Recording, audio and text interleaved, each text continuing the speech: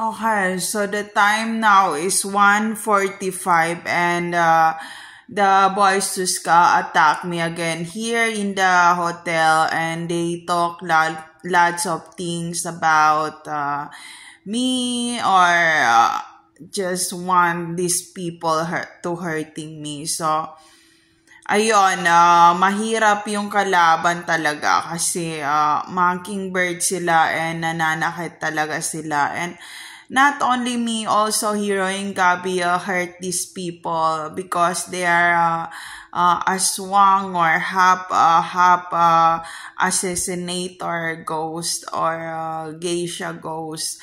So, ano talaga sila, ang hirap nilang kausap. So, ayun. So, they hurt all those people that they want to hurt, ganyan-ganyan. And also, they're mixing with people in the Tres Terraces, Condo Lagro, Fairview, Manila, Quezon City. That's what happened. That's why me and my kids and my husband is not sleeping well to those condo because of those wiring boys to skull like that. But and also these people hurting peoples that they want to target. So ayun, kung gusto nilang saktan, ganyan-ganyan. And ayun, yun ang problema ko ngayon kasi ang hirap nilang kalaban kasi nagtutulungan sila and the mockingbird is a group of people, not only one. It's a group of people and they are grouping to attack one target. So, ayun. And also, they inhale those energy of those people that they want to hurt and their target. So, ayun. Kung sinong gusto nilang saktan, sasaktan nila. And they have their weaknesses naman. Talagang ang weaknesses nila, naiinis sila kapag hindi sila nakapasok sa target nila na bahay. So, ayun, they do something to ask people around you or ask people inside your home and don't ever open your door to these people or this mockingbird. So, yon, dapat hindi nyo sila ipagbuksan kahit ilang beses pa sila na kumatok or what the reason that they're knock the door. So, ayun. Kasi sobrang smart nila to attack the people that they want to hurt by slowly or silent hurting or silent attack. A silent, deadly attack to those people that they want to hurt, that one of those targets. So, ayun, kung gusto nila mananakit sila. And pag encounter kayo ng mockingbird, wag niyong buksan yung pinto sa kanila. And if ever that you already open the door to them, just put a spell on the door. Kapag may spell sa door, hindi sila papasok. And I put a prayer into that condo and they cannot enter inside the condo when I put the prayer. And nung pinipilit kong pumasok kayo, ganyan-ganyan, doon sa mga mockingbird na yon na security guard ng Tres Terraces, Condo Lagro, Fairview, Manila, Quezon City. Sinabi ko, pumasok kayo sa loob and hindi nila kaya pumasok sa loob. Pero hindi sila talaga papasok kasi I put spell on the door also. And I also put spell on the door in international in our apartment. So, hindi nila ako kayang i-attack because I have a spell to put all those apartment and also a prayer that they cannot enter inside. And yun ang and this because they're high-tech now, they're modern technology, they ask the people what kind of prayer that spell that they put in their home and how they get those spell kind of rituals to copy those kind of prayers. So yun, when they ask me about those prayer, they cannot get what inside my mind. So ayun, I'm so thankful for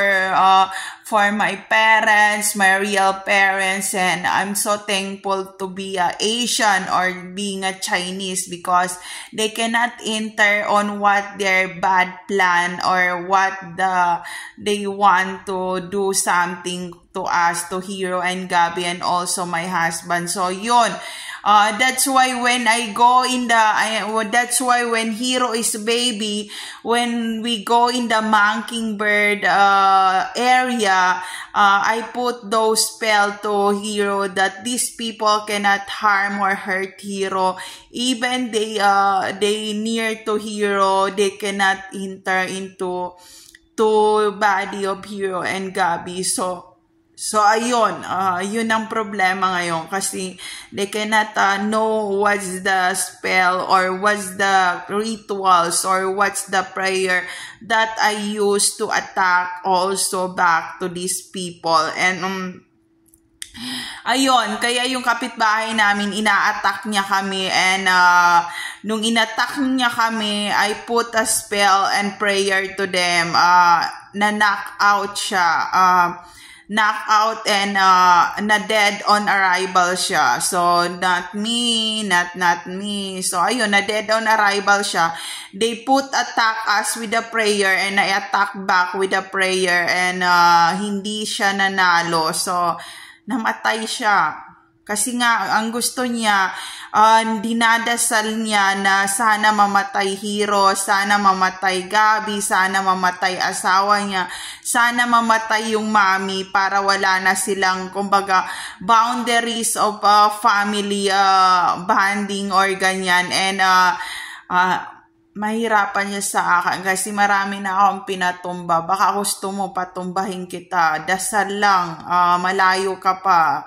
Baka sumuka ka na ng dugo. Wag ako So ayun, kaya mahirap mong mahanap ang aking ano, and I go in other religious na talaga, mapa-Bible yan or mapa-rosary yan or iba pang Buddhist pa yan, inikot ko na yan. So, mahihirapan ka paikutin ako kasi papaikutin din kita. So, ayun, ayoko na manakit, pero dahil nga inunahan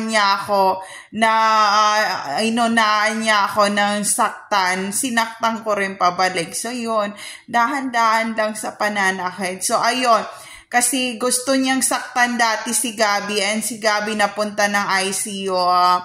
Bumawi ako, and kung may nangyari doon sa anak niya, meron. Hanggang ngayon, patay na yung anak niya. Wag mong gawin tanga ang mga anak ko, at ang anak ko buhay pa. Binalik ko yung spell na ginamit niya na spell kay Gabby para madala sa ICU, and ako mismo ang gumawa nun, and na dead on arrival ang baby niya. Wag kami wag ako.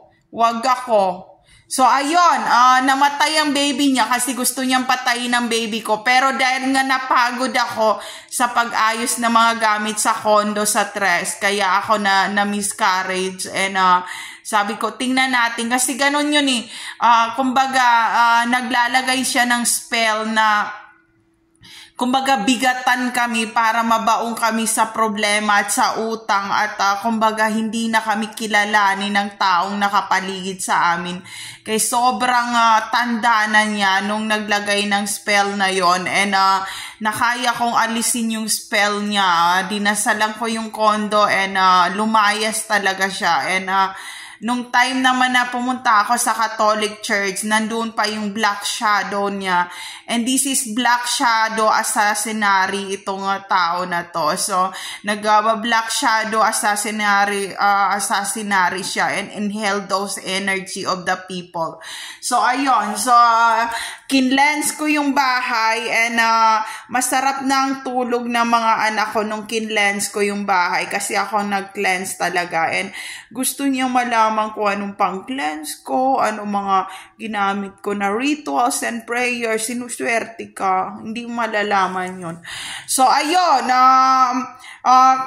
kasi nga gusto niya kaming gamitan ng patayin si ganito, patayin si ganyan. Sabi ko, wag ako. Then, pag ako ginawa mo masama, baka mabaliw ka bukas. Yun ang problema. Kaya, sabi ko, wag ako. So, ayun. Ang ginawa niya, naglagay siya ng ano. Kasi, inano niya talaga na mamatay si Gabi, ganyan-ganyan. And, sabi ko, puta ka, gusto mong patayin ng anak ko, ganyan-ganyan. And sabi ko, tingnan natin anong mangyayari sa anak mo. So, ayun, namatay yung anak niya kasi binalik ko yung spell na ginamit niya. Kung ano yung weapon na spell na ginagamit niya, binabalik ko sa kanya. Kasi yung mga anak ko, they know the lots of prayer na rin. And also, they go in the other churches na rin. Na mga church, na mga simbahan na different church. And also, they know how to pray the rosary. So, hindi mo ma-attack yung dalawang yon. Very smart yon and hindi yun na magsasalita. So, ayun. Nung time na yon, nabaldado siya, yung babae na yon, na dead on arrival siya kasi binalik ko yung spell na prayer na ginamit niya. So, ayun, kailangan magtago, wag ako. So, ayun, there's no safe place to all targeted individual out there. Take care always, everyone. So, ayun, magtago-tago na kayo hanggang kaya nyo pang magtago. Wag ako ang i-attack mo. So, ayun, yung baby na yon, namatay siya sa condo dahil nga sa attack nung neighbors din sa akin. But it's okay kasi ginagamitan niya ng wholesome ritual talaga to attack me. They do something na bad ritual talaga and then attack my pregnancy. So ayun, yun ang ginamit niya. And then nung inattack niya ako, nakunan ako kasi napagod ako. And then yung kaluluwa ng baby nandun lang siya sa condo. And pag once na nagchichismisan si Hero, si Gabi, yung mga baby fetus doon, nagsusumbong yun. So, ayun. Kaya hindi nila ako pwedeng pagkwentuhan talaga. So, ayun. Nagsusumbong yun kasi nga kakausapin ko lang yung kaluluwa ng mga namatay na yun. Meron na akong info kahit walang technology. So, I don't need the technology kasi kaya ko naman sila kausapin dahil may third eye naman ako. So, hindi ko na kailangan mag-load pa or mag-google pa ng ganyan. So, yun ang problema mo kasi lahat ng Shaolin kids ng temple may third eye yun. Kaya malayo pa lang alam na nila, tumatakbo na sila and nagtatago. So, ayun. There's no safe place to all targeted individual out there. Take care always, everyone.